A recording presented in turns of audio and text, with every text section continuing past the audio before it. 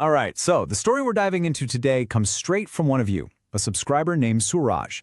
It's his terrifying, first-hand account of a late-night drive down a highway in India that turned into something straight out of a nightmare, a confrontation with the mystery that was decades old. And this quote, this really gets to the heart of what Suraj went through. It's this idea that sometimes we become these unwilling pawns in a supernatural game. We're used as tools by forces we can't even see. He was chosen for a job he never asked for, and believe me, their methods were way beyond scary. So, let's set the stage. Our story begins with Suraj and the series of events that would eventually lead him to that lonely highway in the dead of night. To really get this, you need to know that Suraj's life had recently been turned completely upside down. In late 2021, a horrible accident took both of his parents.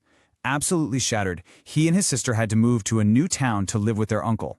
Suraj needed to start over, get a job, and he landed one pretty quickly as a truck driver. And this part is crucial.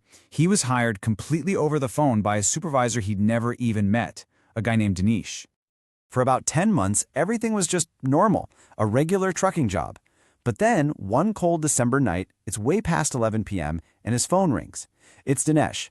He says there's an urgent order. A truck's already loaded, and Suraj needs to drive it 240 kilometers to Bhubaneswar, like right now. So he's pulled from his sleep with absolutely no idea that this single phone call is about to trigger a chain of events that will change everything. And this is where the ordinary world just falls away and the nightmare truly begins. Suraj gets to the company compound around 1:15 in the morning. The truck is there, loaded up and ready to go. But just as he's about to leave, he spots something a little weird. A really dusty, old truck parked off in a corner that he's never ever seen before. He just kind of shrugs it off, gets in his truck, and heads out onto the highway. So he's driven about 50 kilometers, and he pulls into a petrol station to refuel. And that's when his blood runs cold, because parked there, in a dark corner, is the exact same dusty old truck. His mind starts racing. How? How could it possibly be here? He just saw it parked back at the compound with no driver in sight. There's no way it could have beaten him to this station. He tries to rationalize it, Maybe he's just tired, his mind's playing tricks on him. But as he pulls out of the station, his side mirror catches the light on the back of that other truck. And he sees something scrawled on it. There are more betrayers than lovers. He freezes. It is the exact same, really unusual phrase that's written on the back of his own truck. Okay, this is no longer a coincidence. Not a chance. His mind is just reeling. He actually sticks his head out the window to look back, just to confirm he isn't losing his mind. He was right. And when he turns forward again, his eyes just naturally drift back to his side mirror. Reflected in that mirror isn't an empty driver's seat. It's a man's severed head.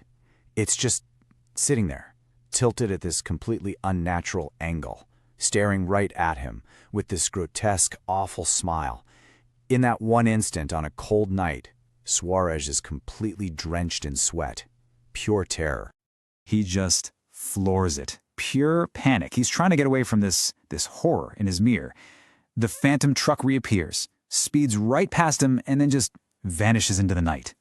Shaken beyond belief, Suraj pulls over to the side of the road. He gets out to check his truck, and he feels this intense cold right behind him. He spins around, and in that same second, a crushing blow hits his head, and everything goes black. The very next thing he knows, he's waking up in a hospital bed.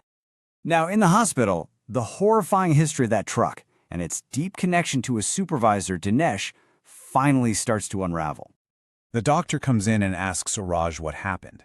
And when Suraj mentions the truck and the late-night call from his supervisor, Dinesh, the doctor's face just turns pale. He reveals a truth that is absolutely impossible.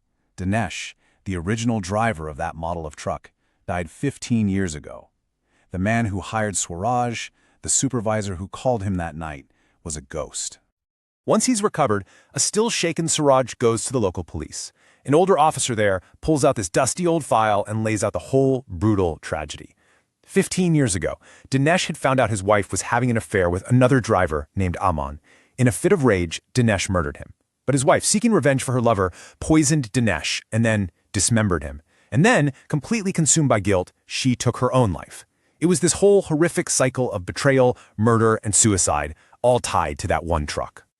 Now that he understands the full story, Suraj feels this really unnerving sense of purpose, like he was chosen to uncover all this. He believes Dinesh's soul is restless, that it's just looking for peace.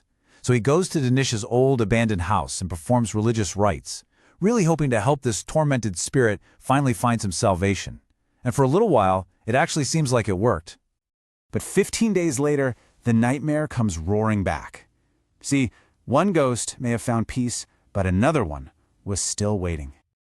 One morning, Swaraj arrives at work, and his heart just stops dead in his chest.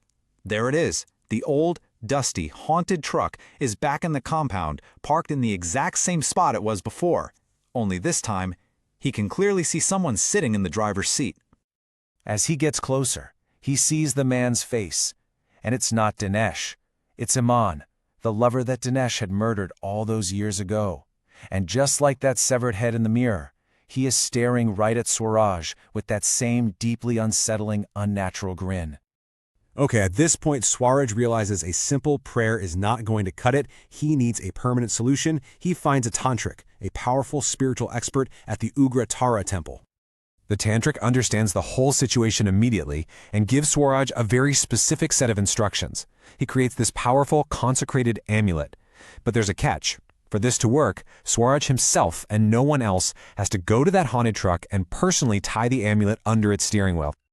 And then, the tantric reveals the final, stunning piece of the puzzle. Why Swaraj? Why him? It was never random. The spirit of Dinesh had specifically chosen him. He needed a medium, someone who could perform the actions in the physical world required to bring peace to his tormented soul.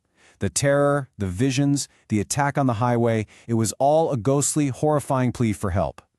And Swaraj, incredibly, bravely, followed the instructions. He tied the amulet, and the hauntings stopped. For good. The truck now just sits, silent, in the compound. And this whole thing leaves us with a really chilling thought. Swaraj was an instrument for a ghost's salvation. So what would you do if you realized some invisible, desperate force had chosen you to finish its work?